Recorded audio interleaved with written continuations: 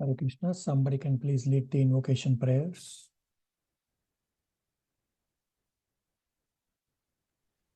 Hare Krishna Prabhu again. Go ahead.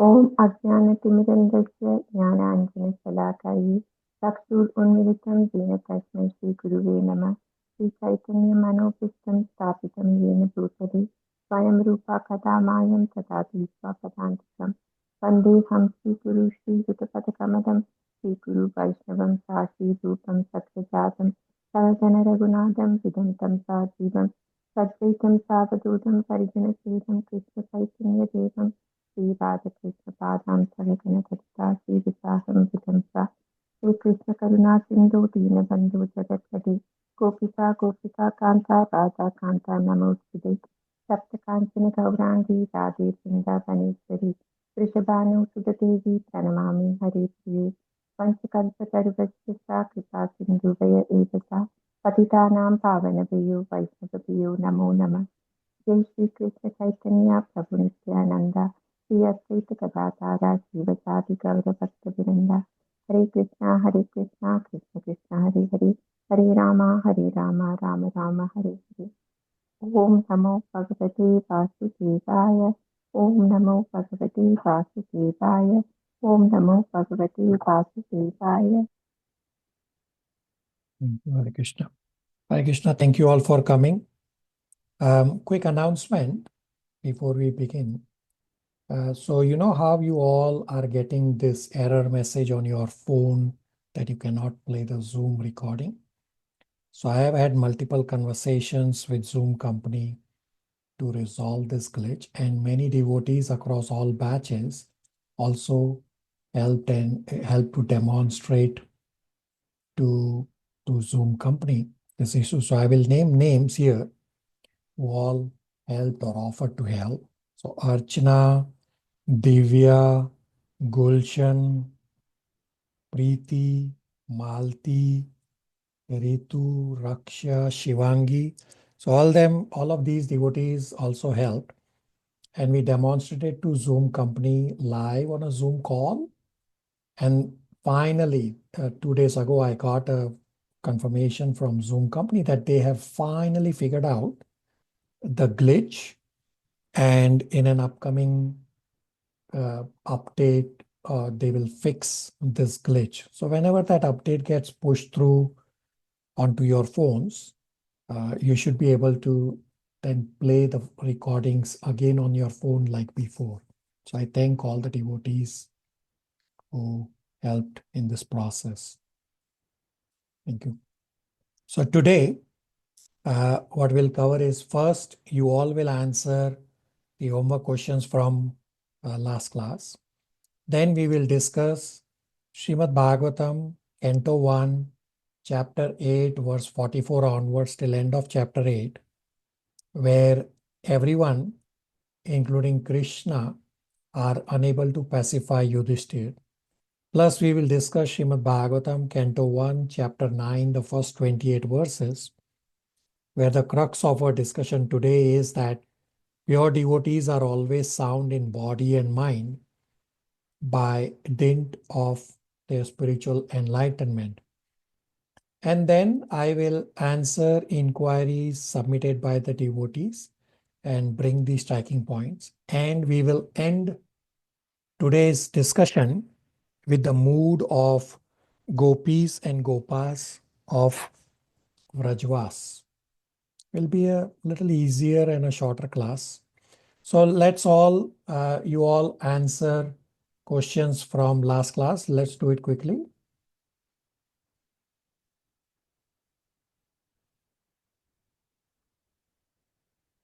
Somebody.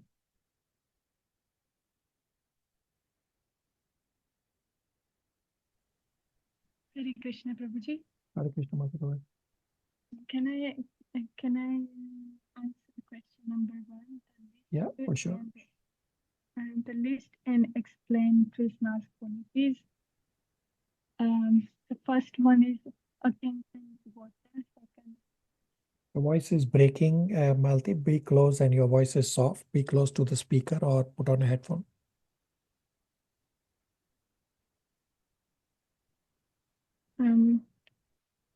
Prabhuji, I will connect with my phone. It's connected to laptop, so I'll answer later. If Okay. it's okay. Yeah, somebody else go ahead while Malti is connecting.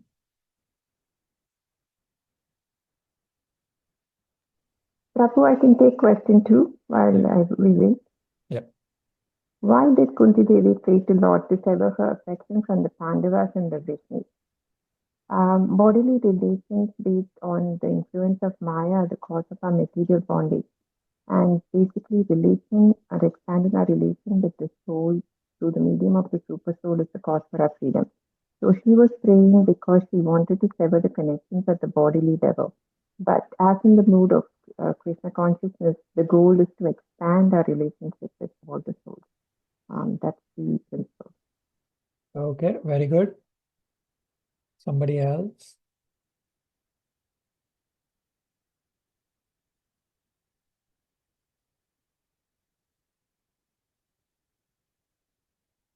Malti, you ready?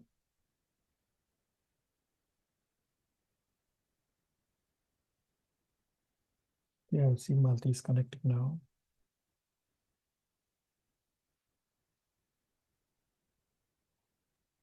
Hare Krishna, Prabhuji. Hare Krishna, go ahead. About it. First quality is Akinchana Gochar. Second, Akinchana Vitta. Bhaktivatsal. Bewildering Krishna. Supreme Controller Atmaram. Fear of Krishna. Fear of personified. Eternal time, no begin, no ends. And the last one, it's about Kunti, have your glance on us when you leave. Okay, very Those are- good. Yeah, very good listing of the various qualities of Krishna. You can remember all of them 24 hours. Okay, very good. Okay. Hare Krishna. Anybody else has anything to add?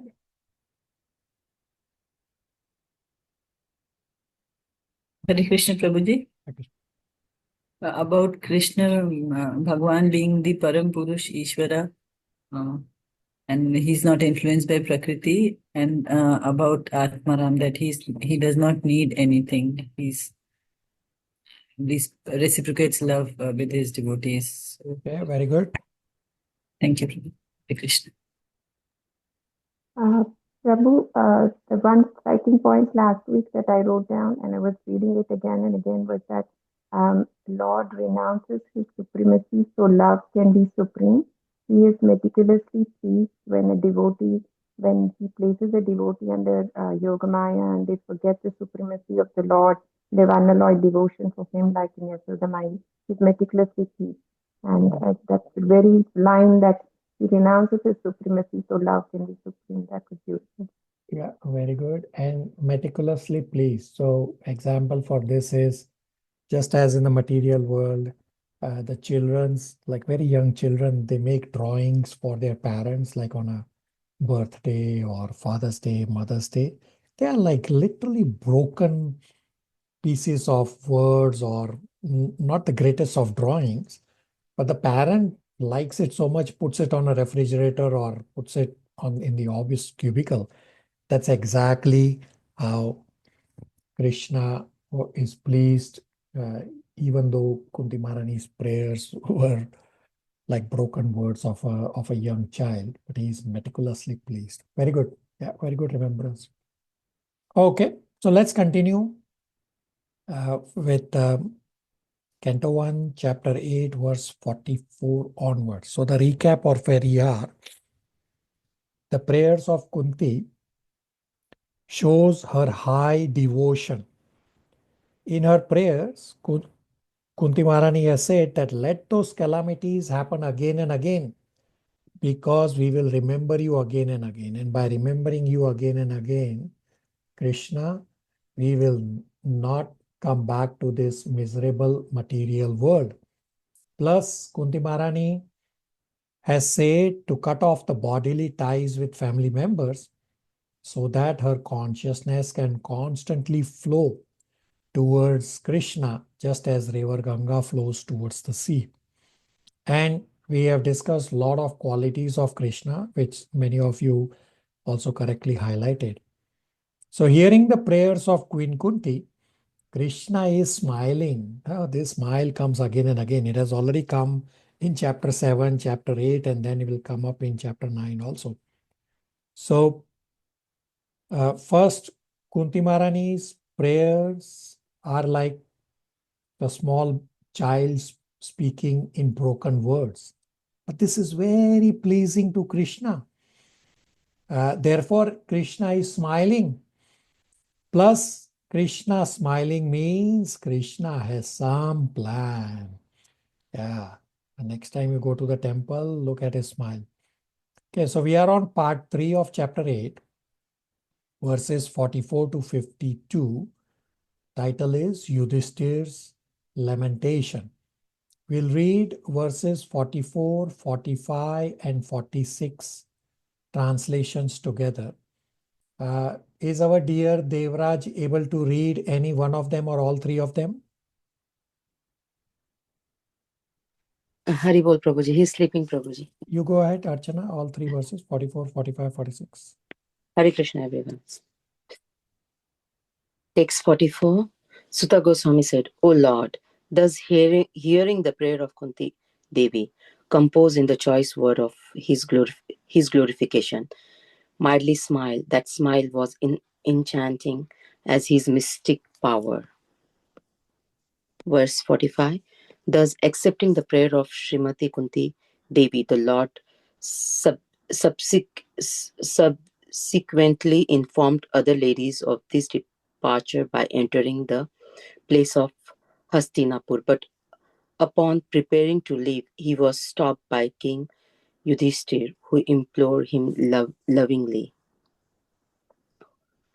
Text 46. King Yudhishthir, who was most aggrieved, could not be convinced despite instruction by great sage headed by Vyasa and the Lord Krishna himself, the performer of superhuman feat, and despite all historical evidence. Haribol.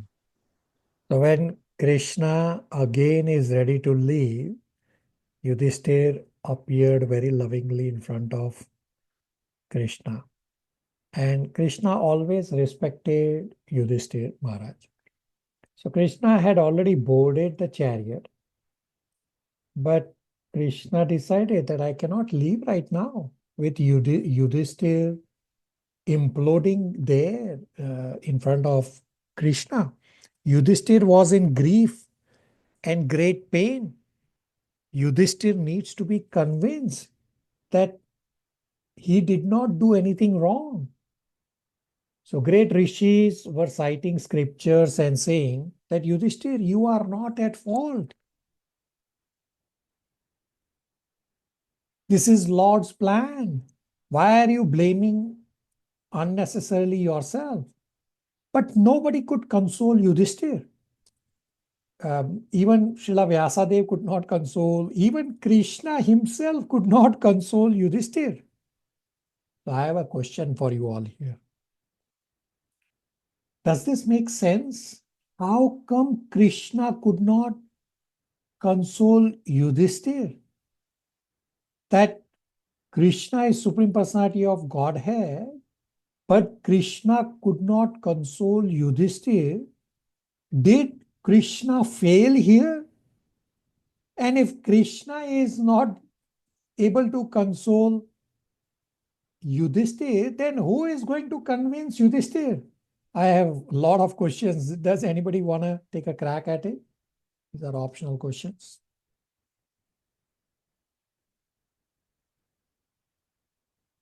Priyanka? Hare Krishna, Prabhuji, it is Krishna's plan. So he did not fail here, but when we would probably read further, that's where we will know that it was Krishna's plan all along to for Bhishma Pitama to go ahead and convince Maharaj Yudhishthir about the grievance that he had. Yeah, very good. Correct Hare answer. Krishna. Yeah. Krishna was smiling.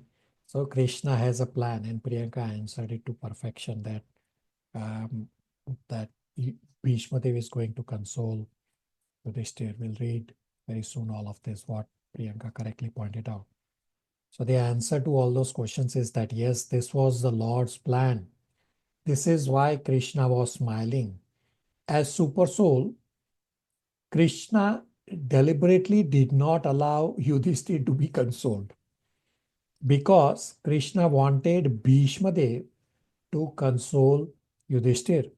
This way, Krishna planned to take Yudhishthira and all Pandavas to Bhishma Dev to satisfy Bhishma Dev's desire to see Krishna while leaving the body, plus additional satisfaction for Bhishma Dev to see his beloved grandchildren on the throne. This is how Krishna is going to glorify his devotee Bhishma Dev. Krishna glorifies his devotees more than himself. We'll read verse number 46, purport, second paragraph. Let's see. Abhishek Prabhu, the second paragraph, which starts, this mass killing. Hare Krishna Prabhuji. This mass killing simply to enthrone Maharaj Yudhishthir was too mortifying. So he tried to be convinced with evidences from histories by great sages like Vyasa and the Lord himself that the fight was just because the cause was just. But Maharaj Yudhishthir would not be satisfied, even though he was instructed by the greatest personalities of the time.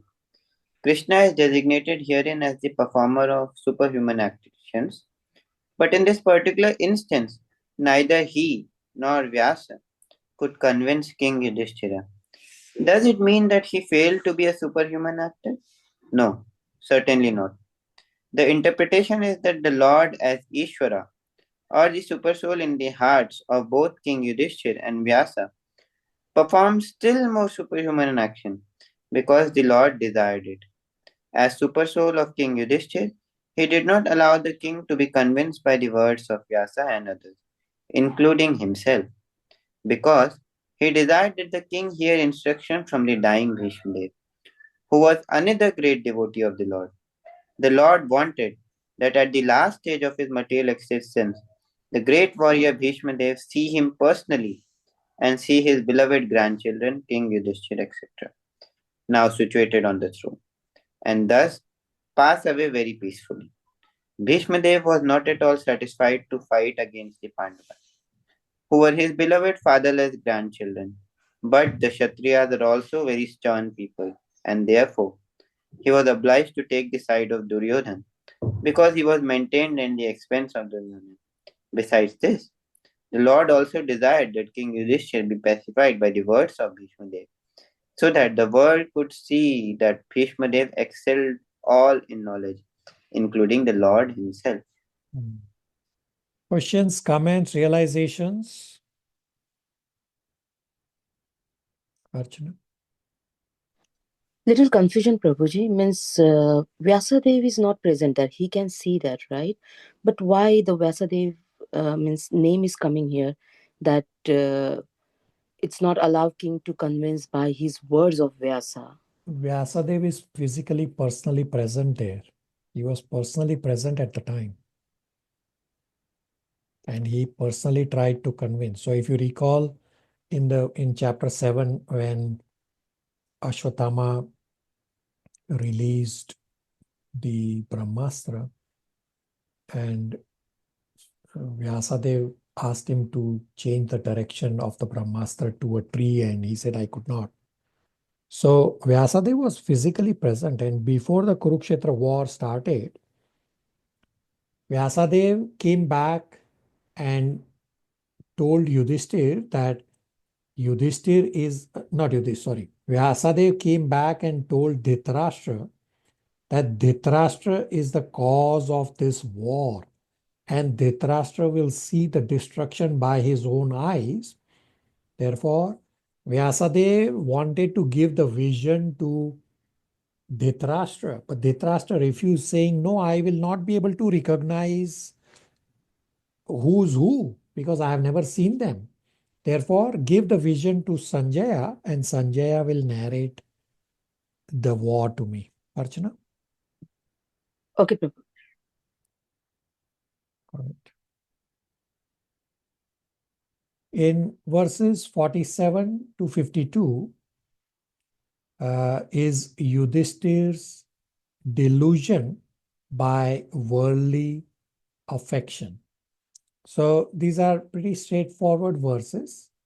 Of course, we'll discuss. Let's first read the translation of 47 to 52. Dipanshu Prabhu, 47 to 52 translations. Pragya has a question.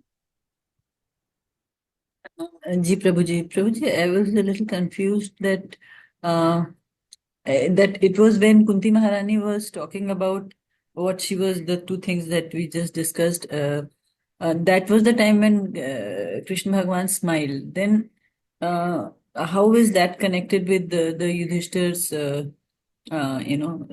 expression of his aggrievement, and he having a plan for Yudhishthir? So, how was that Kunti Devi's prayers and Yudhishthir's expression of agreement? How are they connected in this? Krishna Bhagwan was smiling for whom? So I had explained, Krishna was smiling for both points. So I had explained at the start of chapter 8 that there are three distinct parts of chapter 8. If you look at the chapter sections of chapter 8, that first Parikshit Maharaj was saved, then prayers of Queen Kunti, and then Yudhishthir's lamentation. So Krishna was smiling for both parts, that first the prayers of Queen Kunti, that they were like broken words of a small child, but he meticulously accepted them. And simultaneously, Krishna was also smiling because Krishna made Yudhishthir to not be consoled, because Krishna had a plan to take Yudhishthir and all Pandavas to Bhishma Dev. Pragya? Ji Prabhuji. So this smile was in anticipation of what he was planning to do for Yudhishthir Maharaj and connect him to. Yeah. Okay, Prabhuji. Like he has a plan means, we still don't know. But in his head, he has a plan. Therefore, he is smiling. Thank you so much. Hare Krishna. Next time you go to the temple or at your home temple, when you take darshan, or like how Vijay Prabhu right now would be doing services at his home temple, look at the smile of Gopinath. He has a plan. You don't see the smile always. When you see his smile, he has a plan. Thank you, Prabhuji. This is enchanting, actually. Thank you so much. Exactly what we read in verse 44. This smile is enchanting. Very good. Nitya? Prabhu, sometimes when we are at the fork in the road and we are looking to God for decisions and we don't know His plan, how do we practically do this? Do we just let things just work out, let things just fall in place? Or do we pray, and how do we know His plan? Or do we just let things go as it is? It's an upcoming, actually is an upcoming verse where Bhishma Dev will say that we have to follow Lord's plan, but we don't know what's Lord's plan. It actually is an upcoming verse, and Bhishma Dev, one of the verse in chapter 9 will say that only three individuals, Shiva, Kapila, and Narad Muni, only these three individuals know the Lord's plan. So Yudhishthir, well, it's an upcoming discussion where Yudhishthir will say, well, Lord is standing right in front of us. Let's ask the Lord. And Bhishma Dev is going to say, don't ask the Lord, because the Lord will give you a bewildering answer. You will get more bewildered. So it's an upcoming discussion. I have briefly already answered that you just keep following these scriptures and you get the directions from the spiritual master. The spiritual master will know to a certain extent what the Lord's plan is. Of course, spiritual master is representation of the Paramatma. Nitya. Thank you, Prabhu. All right. Dipanshu, 47 to 52 translations. King Yudhishthir, son of Dharma, overwhelmed by the death of his friends, was aggrieved just like a common materialistic man. O sages, thus deluded by affection, he began to speak. Text 48. King Yudhishthir said, O my lord, I am the most sinful man. Just see my heart, which is full of ignorance. This body, which is ultimately meant for others, has killed many, many phalanxes of men. Text 49. I have killed many boys, brahmanas, well-wishers, friends, parents, preceptors, and brothers. Though I live millions of years, I will not be relieved from the hell that awaits me for all these sins. Text 50. There is no sin for a king who kills for the right cause, who is engaged in maintaining his citizens. But this injunction is not applicable to me. Text 51. I have killed many friends of women, and I have thus caused enmity to such an extent that it is not possible to undo it by material welfare work. Text 52. As it is not possible to filter muddy water through mud or purify a wine stained pot with wine, it is not possible to counteract the killing of men by sacrificing animals. Hare Krishna. So Yudhishthira is thinking that I was not the king. Duryodhan was the king. And Yudhishthira is thinking that I fought because Yudhishthira, I wanted to be the king.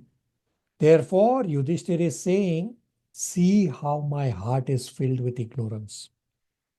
Yudhishthira is saying, Duryodhan was ruling properly and I created the trouble of fighting. Therefore, I am the cause of killing because of my personal wanting to gain the kingdom. Killing was my self-motive. Yudhishthira is saying, I was not king. Hence, fight was not for administration, but fighting was for my self-aggrandizement. I cannot counter these. Those who are Grahamedis, they try to counteract sinful actions by performing some rituals. So here Yudhishthir is questioning the statements of scriptures. So Vaishnava will always feel guilty. The soft-hearted nature of the devotee Yudhishthir is being revealed here. So the teaching is that because of atheistic nature, somebody may simply reject scriptures. So atheistic nature makes them reject scriptures. Devotee also become similar to Duryodhan. Therefore, they also end up doing something wrong. Because of bodily nature, because of false ego, thinking that the devotee is the best, and therefore he does not need to follow scriptures and does offenses. And these offenses become impediments. All this happens because sadhana is not up to the mark. Then we cannot distinguish between right and wrong. Therefore, it is very important that our sadhana be very strong. If sadhana is not proper, then small things will appear to be like a mountain. Any questions, comments, realizations?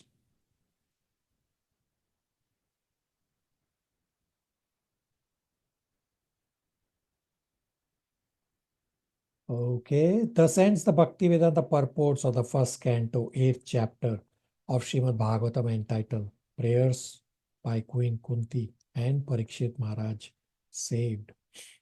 We will now discuss chapter 9. Chapter 9 is titled Passing Away of Bhishma Dev in the Presence of Lord Krishna. The prayers of Bhishma Dev at a personal level are my favorite prayers, and when we reach to discuss those prayers, you will realize that they are very beautiful prayers and they are very beautiful to recite as well. When we reach the prayers of Bhishma Dev, we will hear from my Siksha Guru, His Grace Padmanaya Prabhu. You will realize how beautiful it is to recite those prayers. So chapter 9 is divided into 6 parts. Part 1, verses 1 to 11. Bhishma Dev welcomes everyone. Part 2, verses 12 to 22. Bhishma Dev pacifies Pandavas. Part 3, verses 23 and 24.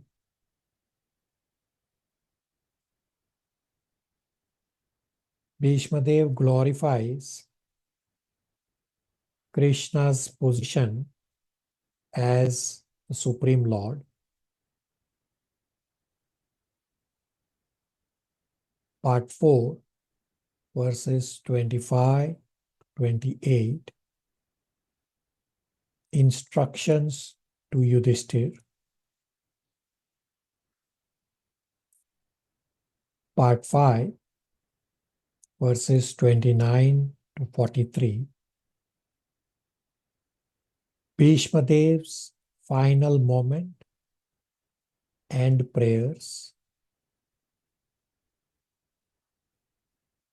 Part 6, verses 44 to 49. Honoring Bhishma Dev's departure.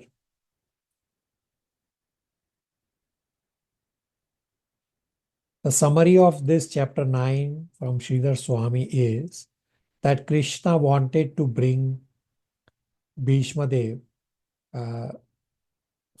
Krishna wanted to bring Yudhishthir and the Pandavas to Bhishma Dev so that Yudhishthir can hear religious principles from Bhishma Dev. The prayers of Bhishma Dev and Bhishma Dev's deliverance is described in this chapter 9. Yudhishthir was feeling guilty. Hence, Yudhishthir wanted to know what is his duty. The rishis giving references from scriptures, Yudhishthir could not be convinced. Hence, Yudhishthir had to take shelter from whom will be known very soon. That from whom Yudhishthir will be convinced, it will be Bhishma Dev. Hence, Krishna said to Yudhishthir, you are not convinced.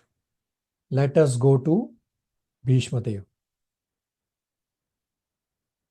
Dhara, chapter 9, verses 1 to 4 translations. They're pretty straightforward. Hare Krishna. Text 1. Sutta Goswami said, being afraid of having killed so many subjects on the battlefield of Kurukshetra, Maharaj Yudhishthir went to the scene of the massacre. There Bhishma Dev was lying on bed of arrows, about to pass away. Text 2. At that time all his brothers followed him on beautiful chariots drawn by first-class horses decorated with gold ornaments.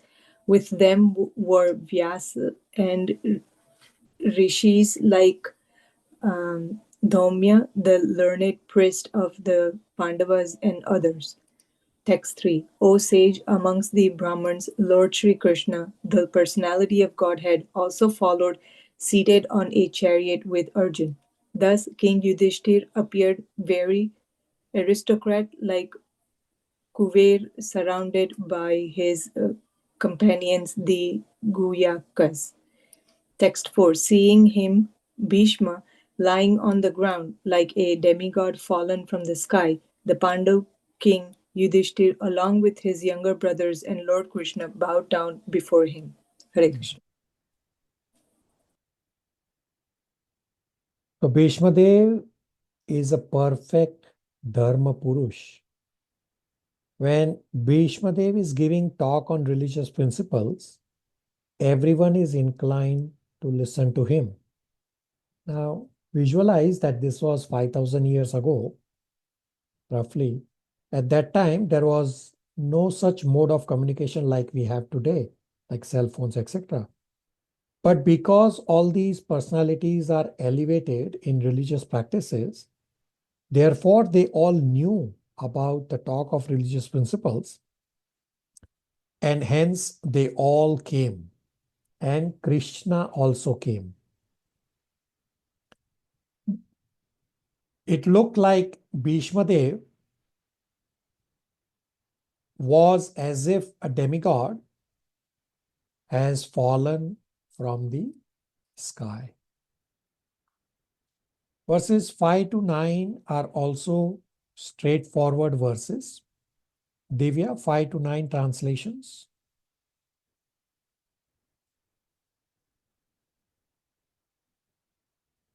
Hare Krishna.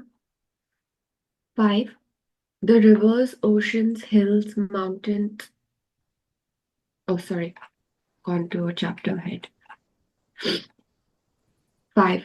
Just to see the chief of the descendants of King Bharata, Bhishma, all the great souls in the universe, namely the rishis amongst the demigods, brahmanas and kings, all situated in the quality of goodness, were assembled there. 6 and 7. All the sages like Parvata Muni, Narada, Dhaumya, Vyasa, the incarnation of God, Brihadashva, Bharadwaja and Parashrama, and disciples Vashishta, Indrapramada, Trita Gritsamada, Ashita Kakshavan, Gautama, Atri, Kaushika, and Sudarshana were present. 8. And many others like Shukadeva Goswami and other purified souls, Kashyapa and Angirasa and others, all accompanied by their respective disciples, arrived there. Text 9. Bhishma Deva, who was the best among the 8 Vasus, received and welcomed all the great and powerful rishis who were assembled there, for he knew perfectly all the religious principles according to time and place. Text 10. Lord Shri Krishna is situated in everyone's heart. Hold on. So these are pretty straightforward verses. We'll also read verse number 9 purport. Divya, 9 purport. Yes, Prabhuji. Except religionists expert religionists know perfectly well how to adjust religious principles in terms of time and place. All the great acharyas or religious preachers or reformers of the world executed their mission by adjustment of religious principles in terms of time and place. There are different climates and situations in different parts of the world, and if one has to discharge his duties to preach the message of the Lord, he must be expert in adjusting things in terms of the time and place. Bhishma Deva was one of the 12 great authorities in preaching this cult of devotional service, and therefore he could receive and welcome all the powerful sages assembled there at his deathbed from all parts of the universe. He was certainly unable at that time to welcome and receive them physically because he was neither at his home nor in a normal healthy condition. But he was quite fit by the activities of his sound mind, and therefore he could utter sweet words with hearty expressions, and all of them were well received. One can perform one's duty by physical work, by mind, and by words, and he knew well how to utilize them in the proper place, and therefore there was no difficulty for him to receive them, although physically unfit.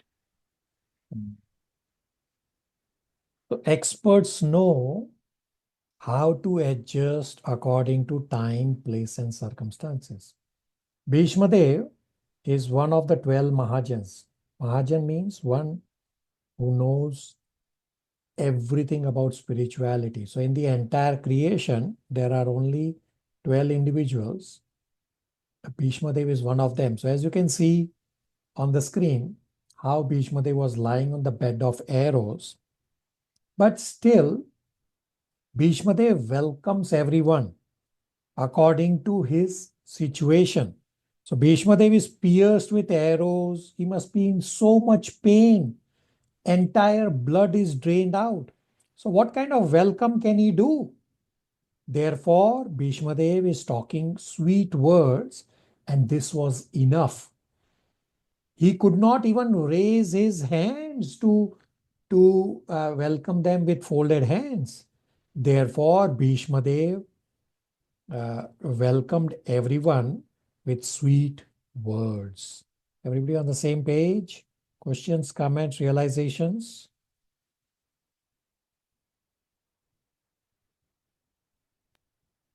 Prabhuji, in the picture is that Krishna Bhagwan with that peacock feather. Yeah, this is Krishna. He looks pain, Prabhuji. So it's a drawing, like it's not an actual picture. So it's more of a drawing. But you Yeah. see, I meant. Yeah. I mean, understand that you see, even Arjuna, Yudhishthir, and Pandavas, they know that Bhishma Dev is about to leave, and for Bhishma Dev, the Pandavas were favorite, and for Pandavas, the Bhishma Dev was very lovingly favorite as well. So Krishna is same together with Pandavas, so he will have same feelings as his devotees. Okay? Yeah, Prabhuji, thanks. All right. We'll read. So Bhishma Dev now prays to Krishna. We'll read verse number 10, translation and purport. Nitya?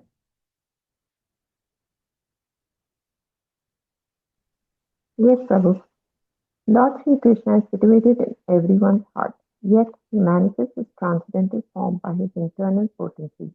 This very Lord was sitting before Bhishma Deva, and since Bhishma Deva knew of his glory, he worshipped him duly. The Lord's omnipotency is displayed by his simultaneous presence in every state. He is present always in the eternal abode Golokha Vrindavan, and still he is present in everyone's heart and even within every invisible atom. When he manifests his eternal transcendental form in the material world, he does so by his internal potency. The external potency or the material energy has nothing to do with his eternal form. All these truths were known to Sri Krishna Dev, who worshipped him accordingly. So straightforward that he is worshipping Krishna. Bhishma Dev is worshipping Krishna. Verse number 11 is pretty straightforward. Malti, verse 11 translation.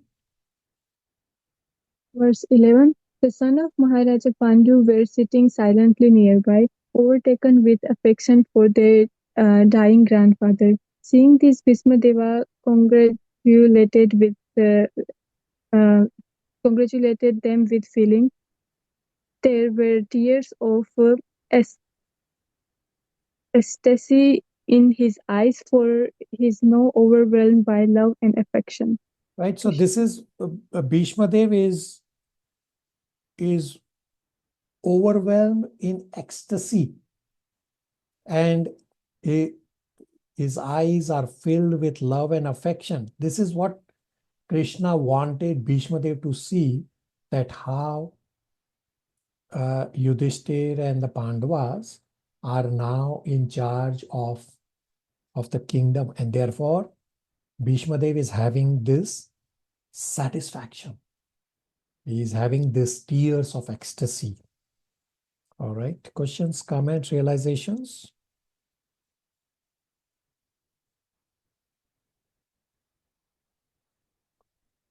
So Bhishma Dev pacifies Pandavas and explains why Pandavas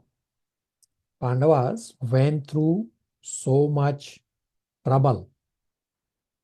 So next set of verses are again somewhat straightforward, and we will discuss. So Matan Prabhu will read verses 12 to 17 translation. So this is part 2, starting from verse number 12. And then we will discuss the points from these verses. Matan Prabhu, 12 to 17. Verse 12, Bhismadeva said, "Oh, what terrible sufferings and what terrible injustice you good souls suffer for being the sons of religion personified. You did not deserve to remain alive under those tribulations, yet you were protected by the Brahmanas, God and religion." 13. As far as my daughter-in-law Kundi is concerned, upon great General Pandu's death, she became a widow with many children, and therefore she suffered greatly. And when you were grown up, she suffered a great deal also because of your actions. Verse 14. In my opinion, this is all due to inevitable time, under whose control everyone in every planet is carried, just as the clouds are carried by the wind. 15. Oh, how wonderful is the influence of inevitable time! It is irreversible. Otherwise, how can there be reverses in the presence of King Yudhishthira, the son of demigod, controlling religion, Bhima, the great fighter with the club, the great bowman Arjuna with his mighty weapon Kandiva, and above all, the Lord, the direct well-wisher of the Pandavas. 16. O King, no one can know the plan of the Lord, Sri Krishna. Even though great philosophers inquire exhaustively, they are bewildered. 17. O best among the descendants of Bharata, Yudhishthira, I maintain, therefore, that all this is within the plan of the Lord. Accepting the inconceivable plan of the Lord, you must follow it. You are now the appointed administrative head, and my Lord, you should now take care of those subjects who are now rendered helpless. Mm. So what Nitya was asking earlier, verse 16, Bhishmadev says that no one can know the plan of Lord Shri Krishna. So Yudhishthir at that time is looking at Bhishmadev and saying, well, the Lord is standing right beside us. Let's ask the Lord. So even before Yudhishthir asks this, Bhishmadev speaks the second line, that even great philosophers inquire exhaustively, but they are bewildered. And what Bhishmadev is saying, don't ask the Lord, because the Lord will give you a bewildering response and you will be even more confused, because we already read that this bewildering is one of the quality of Krishna. And therefore in verse 17 he says, therefore all this is within the plan of the Lord. Accept this as the inconceivable plan of the Lord. So to summarize all these verses, what Bhishmadev is doing is Bhishmadev is explaining the reason for the sufferings of the Pandavas in verses 11 to 17. So the answers are, or the summary points from these verses are that what are the reasons for the sufferings of the Pandavas? First is that Pandavas were put into so much difficulty by injustice only, and battle was fought to counteract this injustice. But there is no cause of disappointment, as Pandavas are always protected by the Lord. Kunti Devi was destined to suffer by providence. Therefore, one has to tolerate without being disturbed. All the sufferings of the Pandavas happened because of the control of inevitable time. This is one of the prime reasons, that because of the inevitable time, all these sufferings of the Pandavas happened. So time is the inexplicable wish of the Lord. In this world, time is forceful representative of the Lord. Therefore, Yudhishthir, you should not be sorry for the inconceivable action of the time. Even the most pious has to suffer the condition of material nature. influence of inevitable time is irreversible. Therefore, the sufferings to even Yudhishthir, who is son of Dharmaraj and other Pandavas, this is all because of time. Therefore, there is nothing to be lamented because this is beyond the control of any human being. Since time immemorial, no one can ascertain the real plan of the Lord. All these actions are within the plan of the Lord. Everybody on the same page? Nitya, does that answer provide reference to your inquiry earlier? Yes, Prabhu. Questions, comments, realizations? Pragya? Prabhuji, here time is referred not as time but as some wish or desire of the Lord. So time is not what is running. It is described as something else. So why the time was such that they had to suffer? We can't say they were suffering because it was destined in time, but the destiny is not because of time but because of something else. What is that?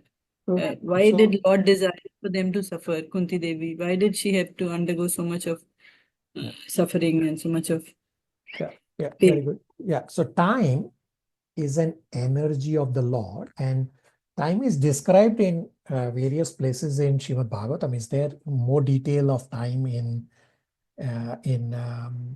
Canto 3 also? Lord Kapila describes that time is the representative of Lord, or you can say that Lord is present in front of everyone as time. Time develops, time maintains, and time destroys everything in the material world. So yes, this was the plan of the Lord. These are pure devotees. They don't have any karmic reactions. This was the plan of the Lord to give us so many teachings, starting from Bhagavad Gita, to show how to be surrendered to Krishna. And of course, the Bhishma Dev's teachings are coming up and the Bhishma Dev's prayers. All this was the plan of the Lord to explain all this to ordinary people like me in the material world. Therefore, Bhishma Dev is saying that all these sufferings were according to the plan of the Lord and were executed by the inevitable time, under the control of the inevitable time. Okay? Prabhuji, actually, I'm again reminded of that Mahabharata serial where they used to say, "Main samay hoon." Yeah, Means exactly. that is Very a good. theme line Yeah. used to be there. Yeah, very good. If you watch the B.R. Chopra's Mahabharat, it starts with this "Main samay hoon." Yeah, very good remembrance and correct remembrance. Yeah, Nitya. Prabhu, does time exist in the spiritual realm, in spiritual planet? Okay, very good. I have described this earlier. Does anybody remember? Does time exist in spiritual world?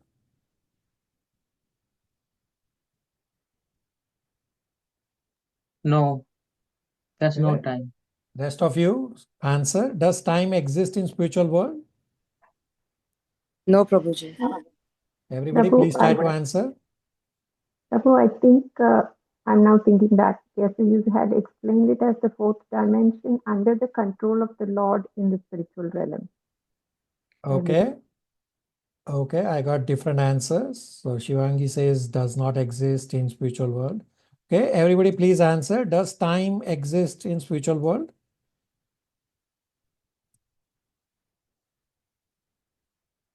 I want everyone to answer. I have explained. Prabhuji, Yeah, go ahead. Prabhuji, material manifestation is also a material manifestation of the spiritual world, isn't it? You are correct that material world is manifestation from the spiritual world. That is correct. The question is, does time exist in spiritual world? Everybody, I want everyone to answer.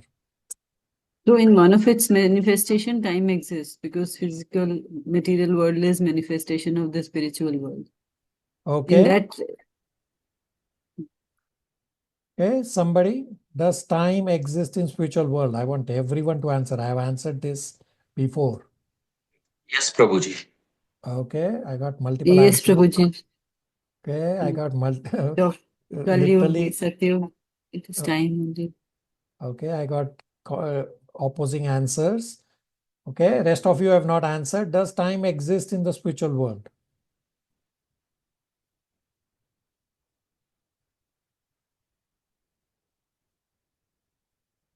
Prabhuji, if time is the energy of the Lord that we discussed, then it exists, right? Because his energy always exists. Okay, rest of you, those who have not answered, does time exist in spiritual world?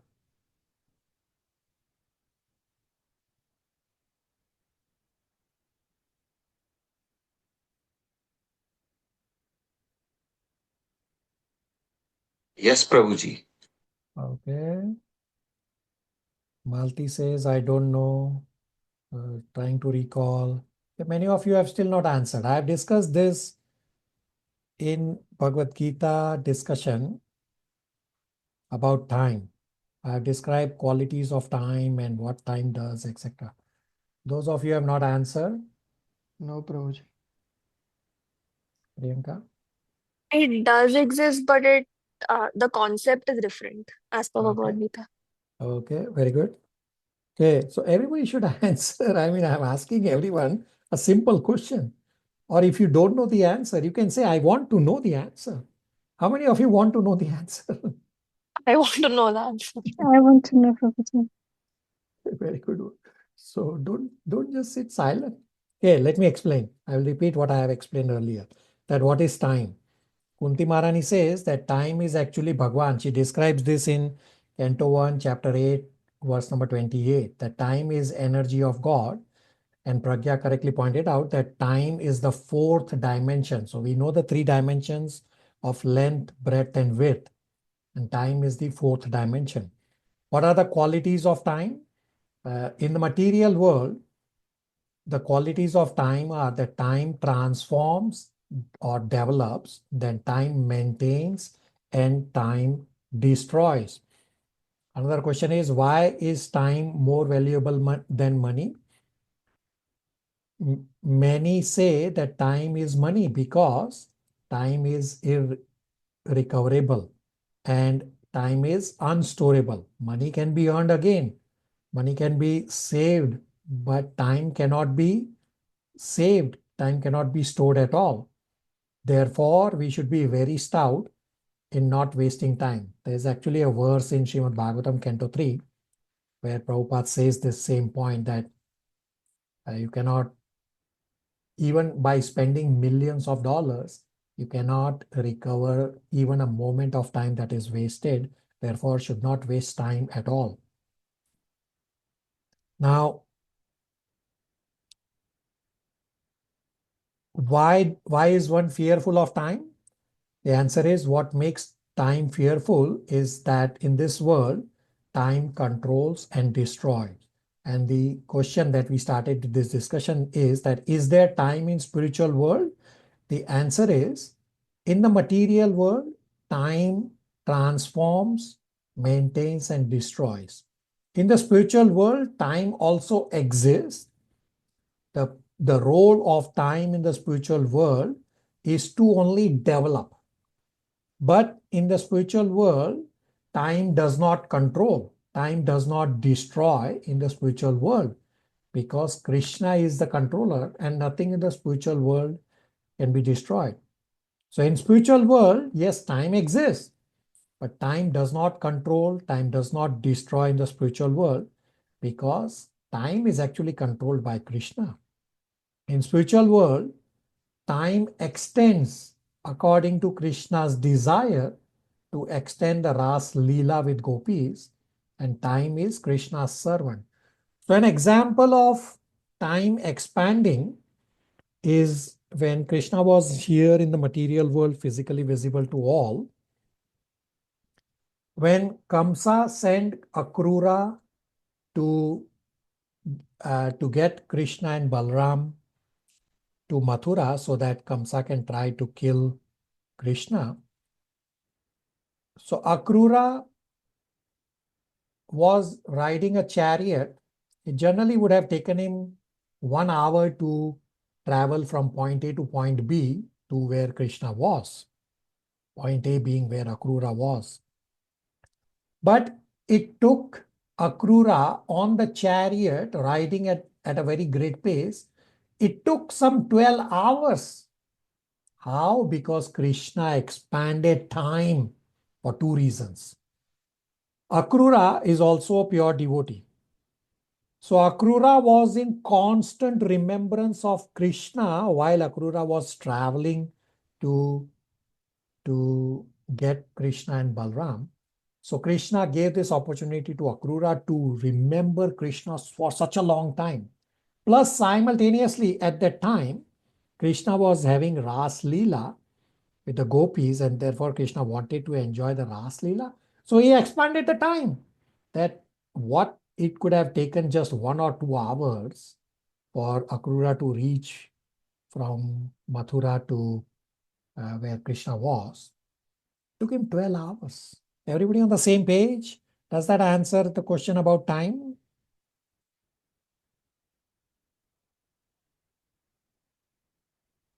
Yes, Prabhuji. Yes, Prabhu.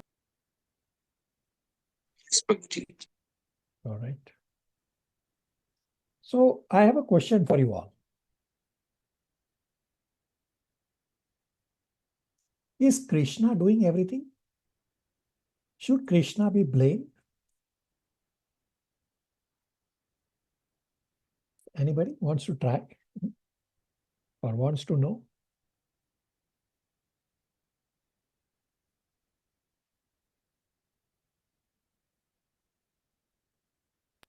Yes, Silence. Prabhu, want to know I the want to know.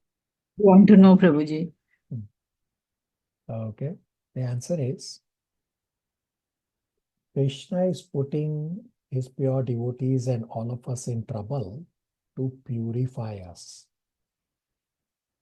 So what kind of mood a devotee should have, what kind of exchange a devotee should have at the time to feel the purification?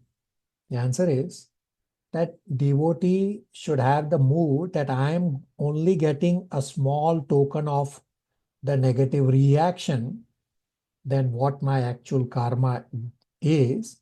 Therefore, let me depend more on Krishna. So how to understand that Krishna is doing this for me for purification? When I am still at the starting stage and I am not a pure devotee.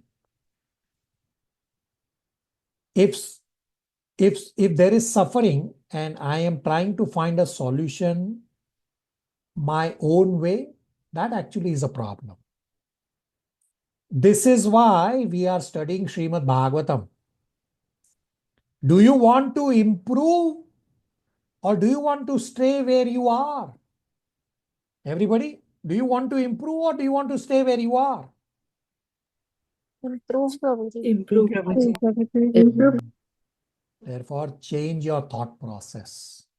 Change your mood. Therefore, we are studying Srimad Bhagavatam to understand what mood we have to develop.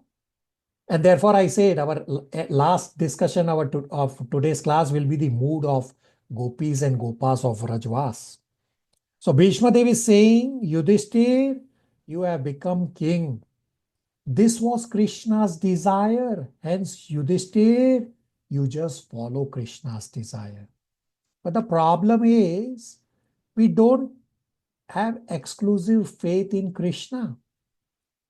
So in 9.16 purport, the suffering of Pandavas were never due to their past deeds. I already explained, they are pure devotees. The sufferings were not due to their past deeds. The Lord had executed the plan of establishing the kingdom of virtue. And therefore, his own devotees suffered temporarily in order to establish the kingdom of virtue. And then in 9.17 purport, you read 9.16 and 9.17 purports later by yourself. In 9.17 purport, Prabhupada explained that devotee accept turbulations in material world as a benediction. This is the mood we have to develop. This is the discussion we have been having from the Kunti Maharani's prayers that let those calamities happen again and again. Because we will remember you again and again. And by remembering you again and again, we will no longer come back to this miserable material world. And that's what Bhishma Dev is also teaching us. The popular saying is that housewife teaches the daughter-in-law by teaching the daughter. Similarly, the Lord teaches the world by teaching the devotee. So understand this analogy, that the mother will chastise the daughter so that the daughter-in-law can learn. Similarly, the Lord is using his pure devotees in this seemingly suffering situation just to teach so many teachings to rest of the world. Therefore, have this mood from our study of Srimad Bhagavatam that the sufferings that I am getting are just a tiny bit, are just a token of what my actual karma is. Therefore, let me depend more and more on Krishna and consider the sufferings as benedictions of Krishna to purify us. Why purification? Because you will remember Krishna.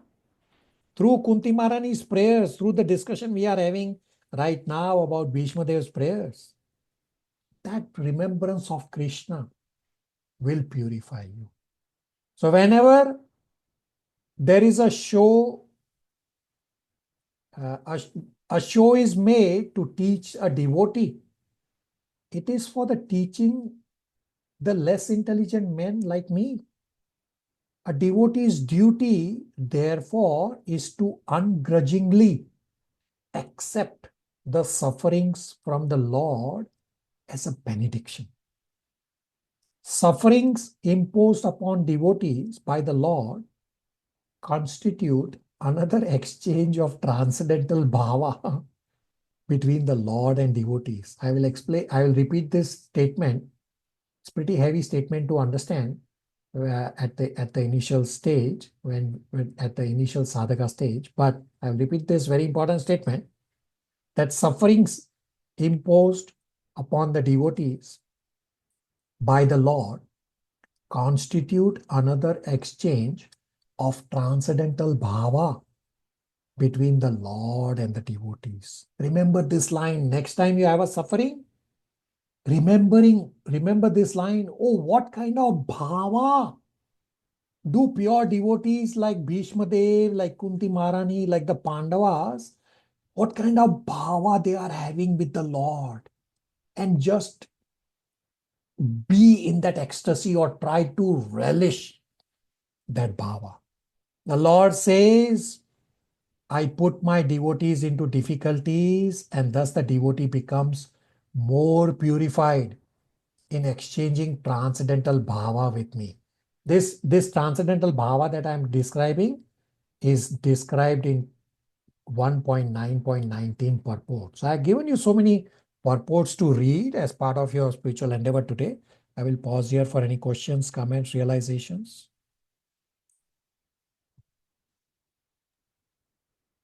Hare Krishna, Prabhuji, may I ask? Yeah, what?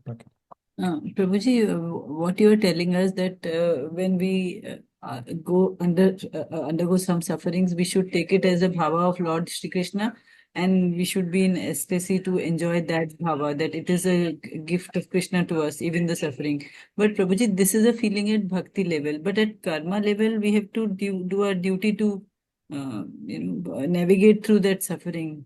So this bhakti and karma level, are they moving in unison, or how does one, you are your correct. reaction at bhakti level is different, at karma level it is different? You are absolutely correct that these transcendental bhava are at bhakti, not just bhakti, pure bhakti level. Therefore, what did I ask you to do? That when you get sufferings, at least remember. That's what I asked you to do. That remember this conversation of Srimad Bhagavatam, that how Kunti Maharani is praying for let those calamities happen again and again. Remember, Bhishma Dev is saying these are the plans of the Lord. By this remembrance, you will remember Krishna. This will purify you. So you are absolutely correct that right now I am at a contaminated karma level. So I am not asking you that you become at a bhava level when sufferings happen. What I'm asking you is to remember this conversation that will help you purify and move towards bhakti. Does that help you? No, Prabhuji, this is super beautiful, Prabhuji. Like if we get fever or if we are unwell, so we take it as a gift of Krishna, but also go to the doctor at karmic level and take medication to cure ourselves. Yeah, but take it as a gift of Sri Krishna. Yeah, so absolutely correct that Krishna is giving these miseries to everyone, including all devotees. I'm pretty sure all of you have had some miseries at some point of time. So next time you get miseries, remember all these conversations. This is the purpose of our reading Srimad Bhagavatam. This is what I say. Does anybody want to know the answer? Did all of you get the answers that we started the conversation about? What do I do with my sufferings? What mood I have to develop? Did you all get the answer? Yes, Prabhuji. Yes, Prabhuji, and it is really beautiful. Yes,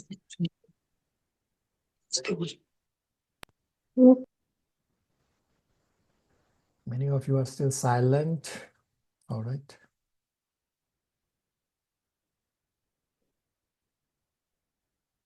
Okay. So, Nitya? Prabhu, yes, the mood of how we should accept it, it's very clear, Prabhu. But again, when we turn to God and we are asking for a solution, we are going to be bewildered. So don't turn towards, we turn towards God, but we're going to be bewildered if we're just looking for a solution. So we have to turn to our living spiritual master or another pure devotee to kind of consult. Yeah, you are correct that you are bound to get bewildered. No doubt about it if you ask the Lord. Bhishma Dev anyway said that in the verse we read. Yeah, get clarification from your spiritual master, living spiritual master. And we also discussed that when you are bewildered or when you have sufferings, don't be grudgeful. Accept this as benediction and remember all this. So yesterday at batch 6 and 7, we had this heavy conversation about how karma works. Many of you were present, and rest of you can recall the conversation about karma. That karma is an extension of the justice system. So karma are not meant to punish. The karma is meant for us to transform. So next time you get miseries, remember all this conversation and change your mood. The default is, why is this happening to me? So go on a go forward basis, change your mood. Okay? Yes, Prabhu, that's a very clear thing. And I think definitely having been with you, attending the scripture lessons for so long, now I could see that even when someone does something that it's just coming to you, they're just an instrument. I'm able to see that now more than before. All right. Vimal Prabhu? Word, the suffering and all the troubles we get, it's a kind of blessing from Krishna. You are correct. If you are able to change the mood. It's the only way. If I take it as a blessing that is putting me in a test, so I should accept that test and correct myself and going forward, keep going forward. You are absolutely correct. Thank you, Prabhuji. Okay.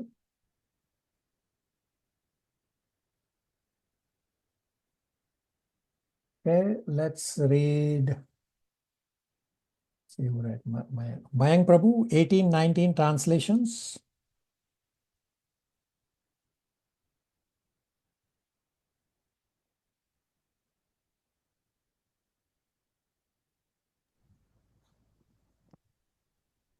Hare Krishna Prabhu. 18. This Sri Krishna is no other than the unconceivable original personality of Godhead.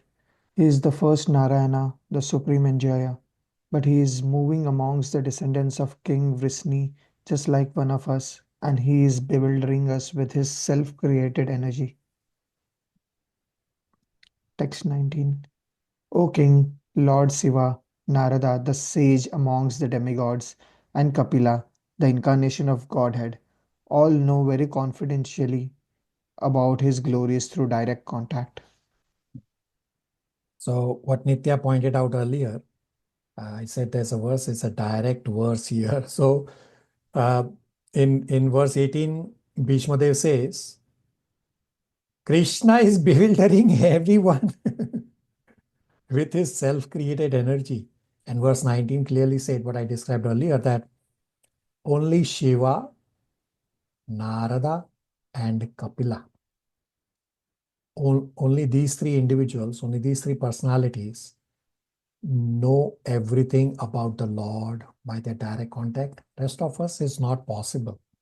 So we just try to follow these scriptures. When we get confused, we get guidance from our spiritual masters. Nitya and everybody, questions, comments, realizations? But here Shiva means Lord Shiva? Yeah, is Lord Shiva, but Sadashiva, not the Shiva of material world. It's referring to Sadashiva. Oh, Prabhuji, not that Shiva of Parvati. So I'm saying Shiva as the demigod, no. But Shiva as the Sadashiva, yes. So you don't know whether Parvati is married to Shiva of material world or Sadashiva.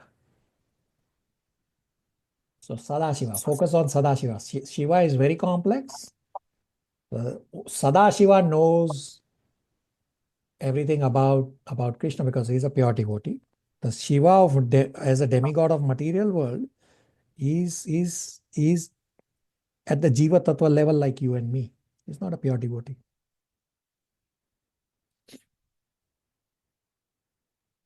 Prabhuji, we discussed that all demigods are devotees. All demigods are devotees, but all demigods are not pure devotees. So for example, Brahmaji as a demigod is a pure devotee. Yamraj as a demigod is pure devotee, but Indra is not a pure devotee. Indra is very sakam devotee. He fights with Krishna when Krishna took a parijata flower, a parijata tree from heaven for Satyabhama. Indra is very envious. All other demigods are not pure devotees. They are devotees, not pure devotees. Okay?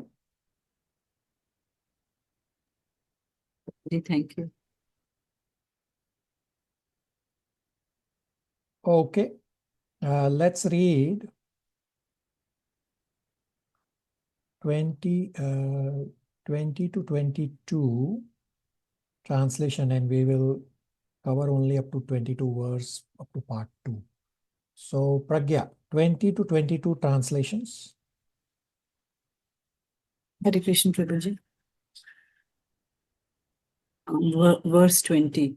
O King, that personality whom, out of ignorance only, you thought to be your maternal cousin, your very dear friend, well-wisher, counselor, messenger, benefactor, etc., is that very personality of Godhead, Sri Krishna.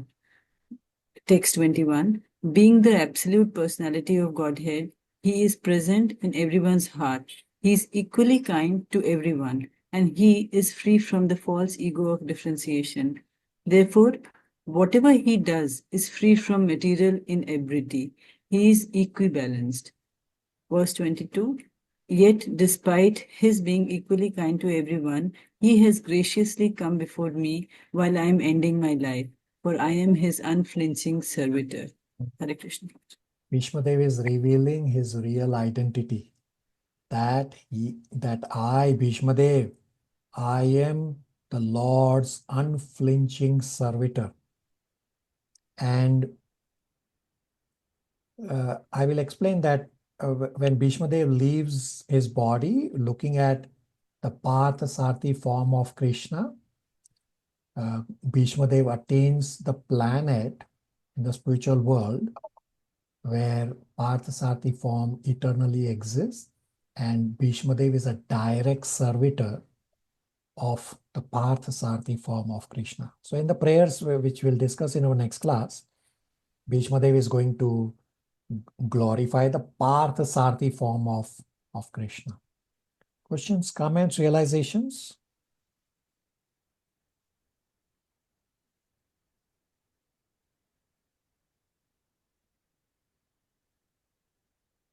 Okay, so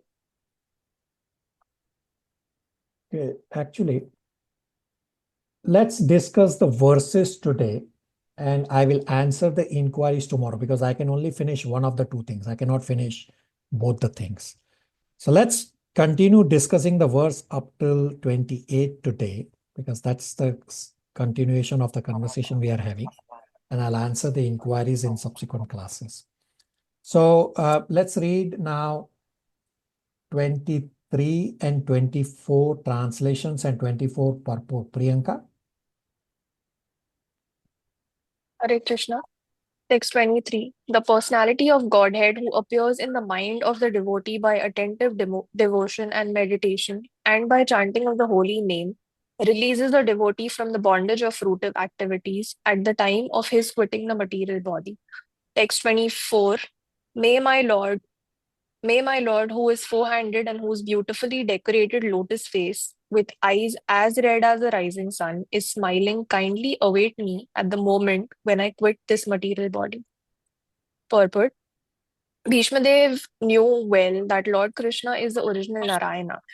His worshipable deity was four-handed Narayana, but he knew that four-handed Narayana is a plenary expansion of Krishna.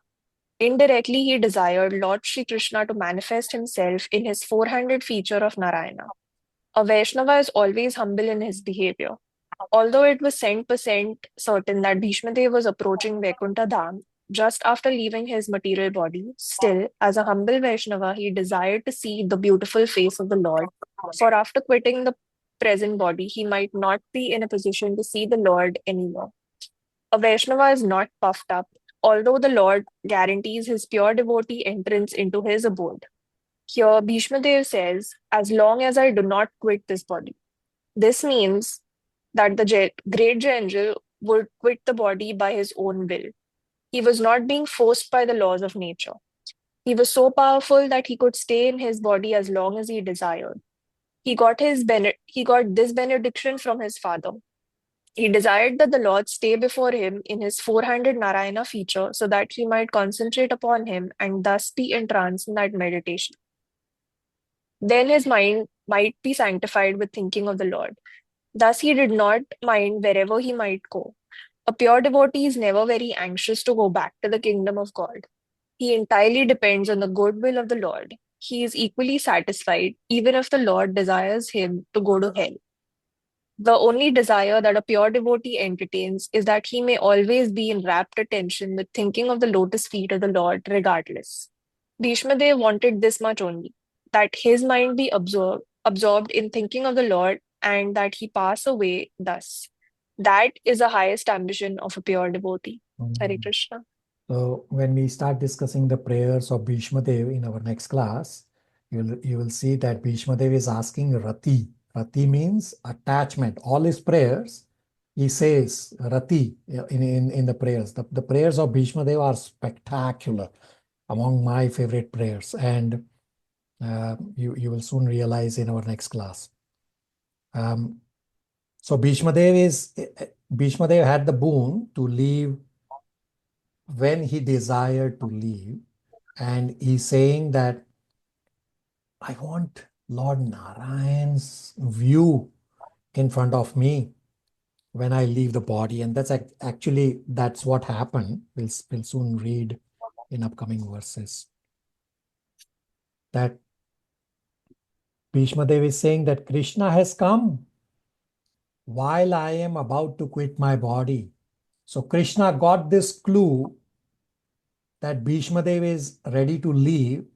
Therefore, Krishna asked Yudhishthir to inquire from Bhishma Dev that, hey, I brought you here to make the inquiry. He's about to leave, so make your inquiry. Everybody on the same page?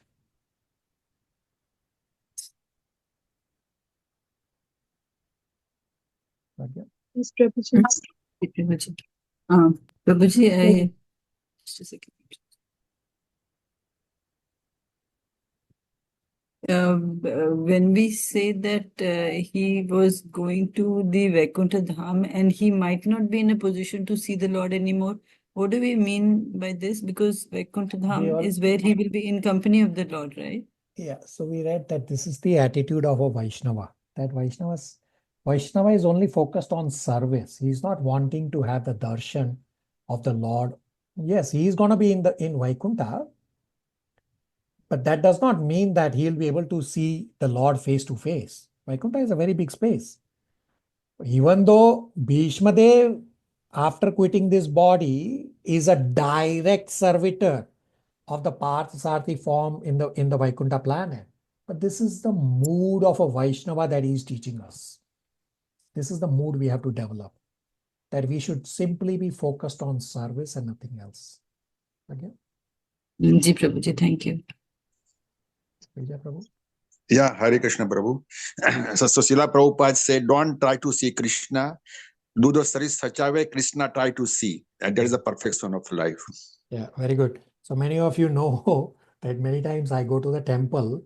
I just go to the temple, do service and go back. I don't go to take darshan. And I tell other devotees, go tell Krishna to come see me. Of course, it's a joking. It's a joking. That's crazy. That's a good one. It's a joking way. But I just go do service and go back. Do some of the devotees remember? I said that to you all, those who from Toronto. Okay, Shivangi, 25, translation and first, and then you will read the purport after I'll explain to you. So,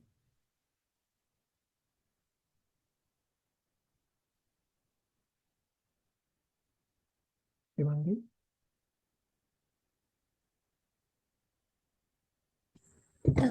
Hare Krishna. 25. Sutta Goswami said, Maharaja Yudhishthira, after hearing Bhishma Deva speak in that appealing tone, asked him, in the presence of all the great rishis, about the essential principles of various religious duties. So, just as I was discussing that Bhishma Dev is now ready to leave his body and Krishna got the clue.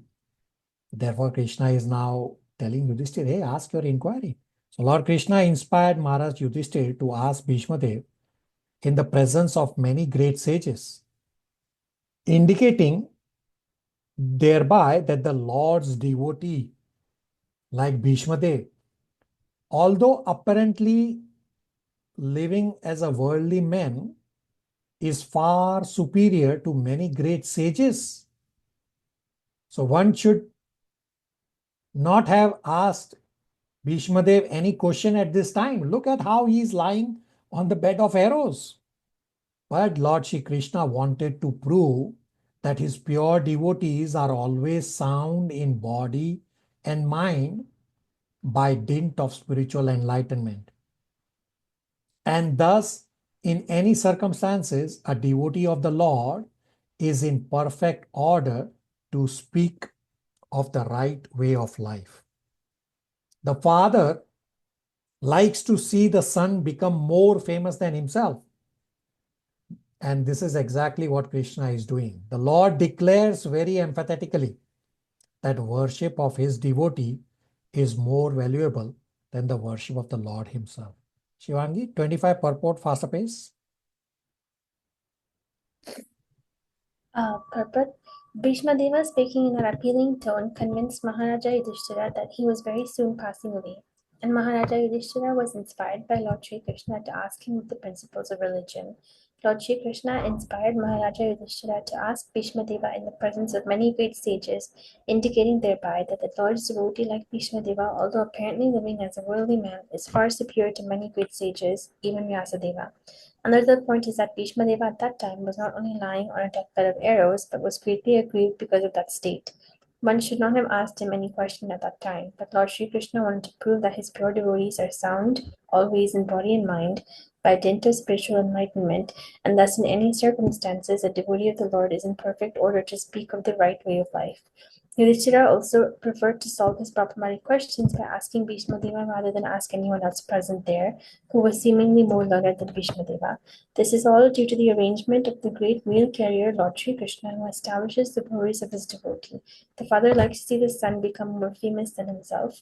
The Lord declares emphatically, very emphatically, that worship of his devotee is far more valuable than the worship of the Lord himself. Hare Krishna. So this is the crux of our discussion today, that Lord Shri Krishna wanted to prove that his pure devotees are always sound in body and mind by dint of spiritual enlightenment.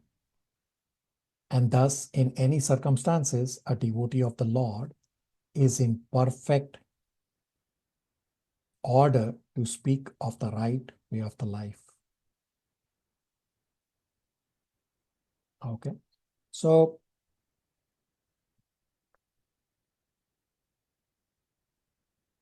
in verse number 26 to 28, Bhishma Dev is going to give a religious talk.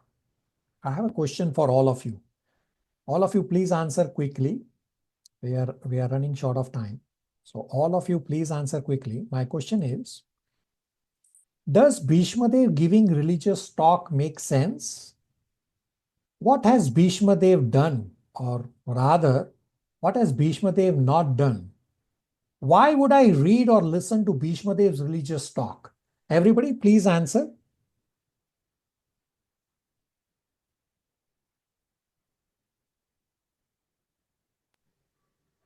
Hare Krishna, Prabhuji. Hare Krishna. There's some confusion, like the contradiction kind of is that Bhishma Dev himself in his life, it seemed that he was apparently on the side of irreligion. Okay, very good. So why would I hear the religious talk from Bhishma Dev? Everybody?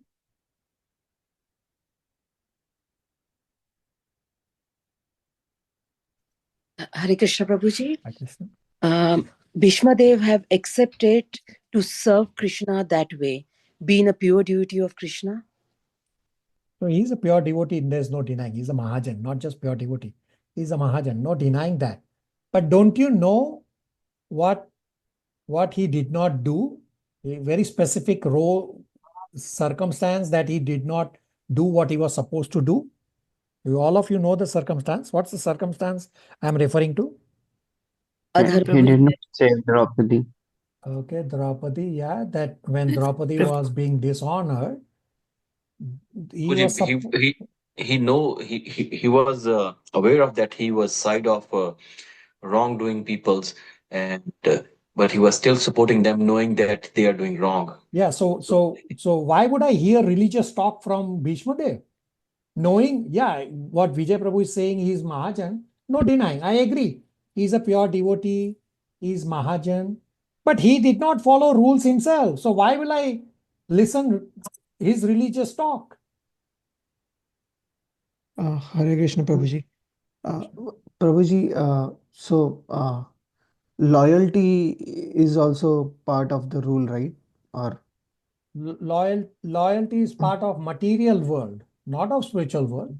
And so, even when you talk of loyalty, you should be loyal to Krishna, not to your body. And this loyalty point is described in Ramayana, that Vibhishan, the brother of Ravan, was loyal to Lord Ram, not to Ravan, because Ravan is demoniac. But Prabhuji, Bhishma Dev was also bound by his vow to loyalty of the Hastinapur throne, right? So yes, you are correct Although he that. was against although he was against although that incident was against the dharma, but So you are correct that Bhishma Dev had taken a vow to protect the kingdom, and same way when Krishna it was decided that Krishna will go as a messenger before the Kurukshetra war. Then Bhima, not Bhishma, but Bhima Dev, he stood up and disagreed with Krishna, saying that what will happen to my vow. Bhima had taken a vow to kill Duryodhana and Dushashan because they dishonored Draupadi. So Krishna said, for peace, vow can be broken. So Bhishma Dev should have also broken the vow. I'm trying to be devil's advocate. You are all very good describing. Rest of you? Prabhuji, may I? Yeah.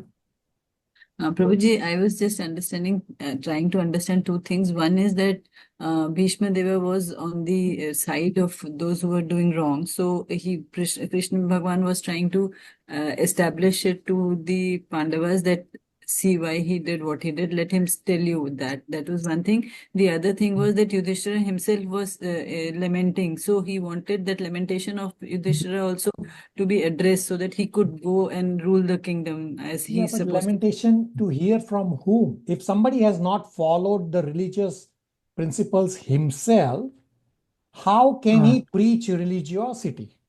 so So Prabhuji, this is what he was supposed to just once again, that he was supposed to show to others that he is the religious person and he can teach religiosity. That to unravel that only he asked him to speak, Prabhuji. That's what I was understanding. I understand that Krishna is asking Bhishma Dev to speak. I'm agreeing with that point. But my question is, we already know that Bhishma Dev did not protect Draupadi when he should have protected Draupadi. So Bhishma Dev did not follow the religious principles under whatever be his circumstance at the time. Well, then why would I hear religious talk from him if he himself did not follow religious principles? Prabhuji, so during the Kurukshetra, like he was blind, like he did all the right thing, but Krishna made him realize that you should have like you should have stand against the dharma, and that was the realization he had during the Kurukshetra, and probably because of his experiences. Okay. So let It me add a was. wrinkle. Just before Bhishma Dev is about to speak these verses 26 to 28, which is described in Mahabharata, that Draupadi was standing behind and laughing very loudly. That Draupadi questioned to Bhishma Dev, how can you give religious talk? Now you all answer. Draupadi actually was laughing. And Draupadi said the same thing. How can you give a religious talk? You never protected me. So do we read the next three verses which are on the religious talk of Bhishma Dev? Prabhuji, I wanted to, was having some realization. Yeah. Just wanted to share. No, Prabhuji, I just was wanting to, I'm just thinking that was it that Krishna Bhagwan was trying to tell us that if somebody does wrong to you, give him a chance or give her a chance. And it may not be the wrong is done to you because of the person being wrong, but because of the circumstances, and Okay. that person could still be a. Yeah, it's an irrelevant point here. Okay. Anybody else wants to say anything or wants to know? I think Bhishma Dev acted according to the time, place, and circumstances. What? So he, To not follow religious principles? How is no, that time, place, and I mean, he circumstance? wanted Krishna. I think he knows Krishna will do the protection. I mean, he's the right person to do this. Okay, but we all are supposed to follow. So we cannot say, Govinda, you go and protect and do everything. Aren't we supposed to follow the religious principles ourselves? Yes. How many of you want to know what's going on here? I want to know, Prabhuji. I want to know Prabhuji, too. me too. Prabhuji, I want to know. so yeah, so I- when Draupadi confronted, so as Bhishma Dev was made realize by Krishna that he was wrong. Probably he did admit that I was wrong because of whatever reason, the oath and like and he was blinded for that particular incident, and probably he admitted his mistake. Yeah, Maybe. let me explain. So we know Bhishma Dev followed rules such as the vow to remain brahmachari. But then we also know that Bhishma Dev did not follow the rules by not protecting Draupadi. So Bhishma Dev is a pure devotee as well as a Mahajan. Still, Bhishma Dev did not follow the rules to protect Draupadi. Then why would I listen to Bhishma Dev's this religious talk? And this is explained in Mahabharata that Bhishma Dev should give the religious talk which Bhishma Dev spoke to Draupadi. So when Draupadi was laughing at this exact same point when Bhishma Dev is about to speak these verses 26 to 28, and before Bhishma Dev gives this religious talk, Bhishma Dev asked Draupadi, why are you laughing? And Draupadi said, how can you give a religious talk? Bhishma Dev replied that at the time when Bhishma Dev did not follow the religious principles by which he did not protect Draupadi, the reason was because Bhishma Dev's entire blood was contaminated by the food given by Duryodhana, meaning food given by Karmi or a demoniac person. Therefore, Bhishma Dev's entire blood was contaminated, and therefore Bhishma Dev could not follow the religious principles. And then Bhishma Dev said that since last so many days I am lying on this bed of arrows, that entire contaminated blood has been drained out. Therefore, now I am able to give a religious talk because now I am back in my original state. Now, somebody may say that Pandavas put Draupadi to gamble. Therefore, it's not Bhishma Dev's fault. Now, this is described in Mahabharata, that where Krishna was also asked that how come you, Krishna, did not come to help sooner? So Krishna responded that Yudhishthira never asked me to be by his side when he was gambling. Just as Duryodhana asked Shakuni to play on Duryodhana's behalf, what Yudhishthira should have done is to ask Krishna to play on his behalf. And Krishna said, if I would have gambled, do you think anybody would have been able to win? No. So this all was the plan of the Lord. We have to understand according to the context that now that Bhishma Dev's entire contaminated blood has been drained, therefore he is now back in his original state as a pure devotee, as a Mahajan. Therefore he is capable to give the religious talk. Are you all okay to read Bhishma Dev's religious talk? Yes, Prabhuji. Yes. Pragya?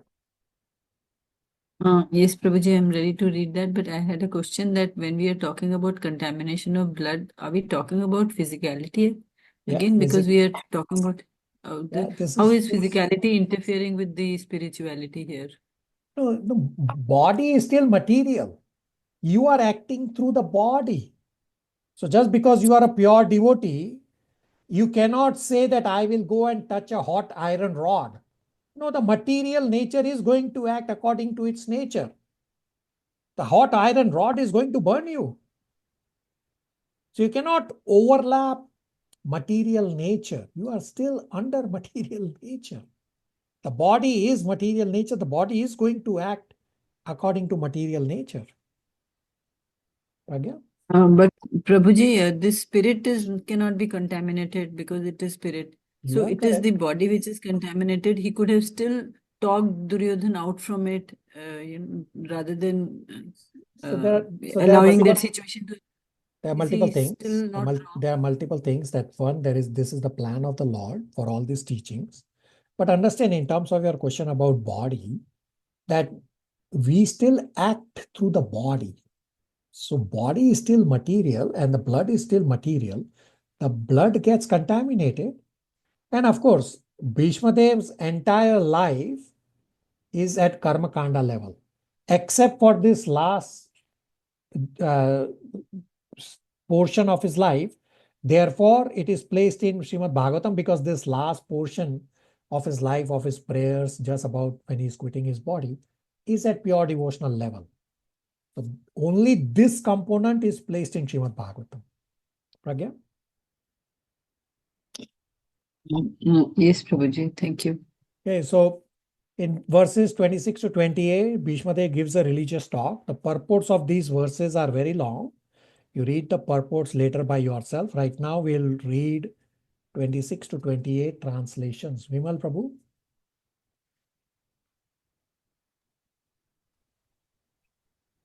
Six.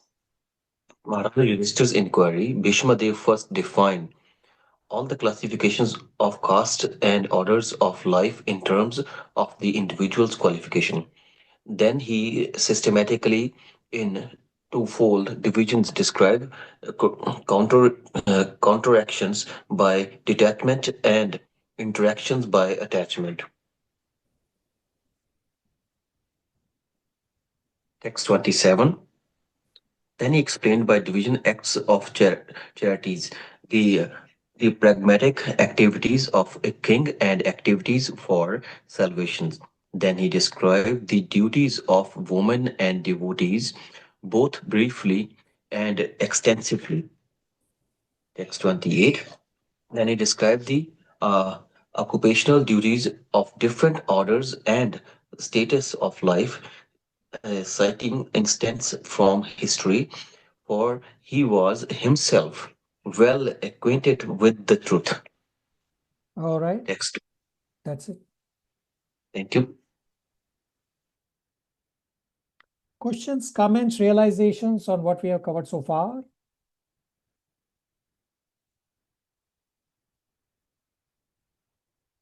Okay, homework questions. 3 questions. First is, list reasons for Krishna wanting Bhishma Dev to instruct Yudhishthir.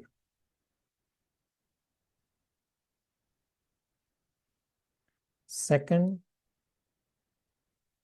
summarize Bhishma Dev's explanation of the sufferings of Pandavas.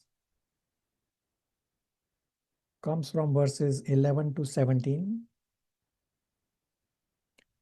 Third is for next class, read chapter 9, verse 29 onwards to end of the chapter.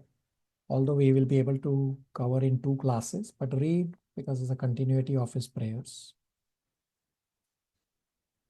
So I will not answer the inquiries submitted by devotees from the last class. What I will give you is the striking points and take snapshots. And as I said, we will end with the mood of Gopas and Gopis of Vrajvas. So I'll come to that slide. So this is, you have 3 slides. This slide number 1, striking points. Slide number 2, striking points. Slide number 3, Shivangi will read at a faster pace. So the mood and the role of Gopas and Gopis of Vrajvas is that they take a pastime of Krishna and they expand. So our dear Vijay Prabhu, who is present among us, he took Krishna's Bhaktavatsal quality and look how much he has expanded, a whole full slide. This is the role of Gopis and Gopas. There's a verse in Chaitanya Charitamrita that the role of Gopis and Gopas is to expand the pastimes of Krishna and relish it in that way. So from all the qualities that we discussed, about 9 or 10 qualities of Krishna, our dear Vijay Prabhu took just one quality, the Bhaktavatsal quality, and he expanded into a whole slide from point number 16 to 33 for the Bhaktavatsal quality. Shivangi, on a faster pace, read from the screen. Hare Krishna. Krishna has unlimited countless qualities like stars of the sky. The most outstanding one quality is like the full moon of the Purnima, which is the essence of all qualities. Bhaktavatsala quality, which we can see in life of Mother Kunti's family for sure. Being a Bhaktavatsala, he will do anything and everything and break all rules and regulations to protect the surrendered souls. Krishna never enters into the womb of anyone, but first time he entered into the womb of Uttara to protect her baby. He broke the promise and rushed to kill Bhishmadeva. He hid the sun for Arjuna. He played tricks with Karna for Arjuna. He became clothes to protect Mother Draupadi. He satisfied Durvasa by eating a little petal of spinach. He became a simple messenger for the Pandavas. He drove the chariot for Arjuna. He picked up dirty plates in Ashwamedha Yajna. And moreover, he acts only like a nephew of Mother Kunti among the Pandavas. These are all only because of his Bhaktavatsala quality. And his one and only quality is the hope for jivas, though, and jivas simply survive on this only. This Bhaktavatsala quality makes Krishna truly matchless. Mohan surrenders, Naman Naman. Mohan surrender Bhaktavatsala. Bhaktavatsala, Naman Naman, Naman Naman, Naman Naman. Yeah, so Vijay Prabhu is offering obeisances to the Bhaktavatsal quality. He says, Bhaktavatsal, Naman Naman, Naman Naman, Naman Naman. And after this, Vijay Prabhu also wrote a poem on this Bhaktavatsal quality. Thank you, Vijay Prabhu, for enlightening us with the quality of Vrajvasis, Gopis, and Gopas. Everybody likes Vijay Prabhu's quality.